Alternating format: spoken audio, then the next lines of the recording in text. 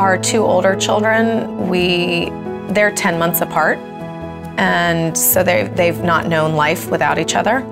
And we, from the very beginning, have talked about adoption with them, and they know that they have a birth mother and that they were in another woman's tummy. And when we adopted Gabriel, the other two were 3 and 4, and so they were old enough to understand adoption and to see it, and that was pretty powerful. Just the example of how excited we were to bring Gabe into our family.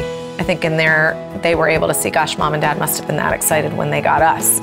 It's just a part of our family. It is something we talk about as much as they want to talk about it. They often ask, questions, why wasn't I in your tummy, or why didn't my birth mother, keep me?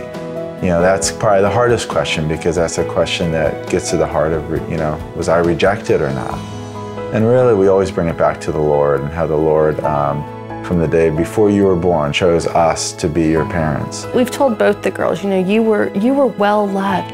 They put you where you would be taken care of until Mom and Dad could come and get you. DeWanna shares with the girls about how Gabrielle was born in Mommy's tummy, and Hope and Amelia were born in Mommy's heart. God has given DeWanna the ability to answer a lot of these questions that, frankly, are really tough to answer about the birth moms. What about this mommy? What about that mommy? And there's been a lot of questions now that they're getting a little older. I'm not surprised, but I'm amazed how secure they are. And I believe that's because they realize this was ordained since the beginning of time. He noticed probably about a year ago it really started. He would just make comments like, your skin's lighter and my skin's darker, and he would say things like that. And so, he knows that he didn't grow in my belly and that he has a birth mom and he grew in her belly. So he'll ask questions about her. And so, we'll tell him, she loved you very much, and, she's in Ethiopia, and I'm sure she thinks about you all the time. The questions come at surprising times, so sometimes it'll just be driving down the road. In the car. In the car, to school. Yeah. And then he'll come up with, I wonder what my birth mom's doing today, or something to that effect. We make it a very natural part of our conversation at home. Whenever they want to talk about Ethiopia, we talk about it.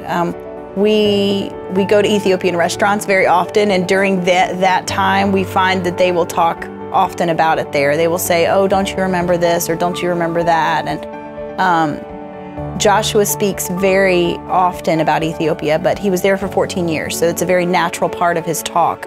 When he experiences something, he'll say, oh, Mom, in Ethiopia, we used to do this. Ruth asks more questions of, Joshua, remind me, what did we do when we would do this out in Ethiopia? And he would remind her. Deborah, her questions are more of, Mom, tell me what she calls it Ethiopia. She's like, tell me what my Ethiopia mama looks like.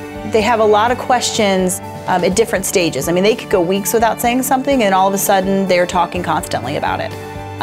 We know and we respect greatly the culture that they came from, because we adore that country. And so we never try to make it an awkward thing. We always want to talk openly about it.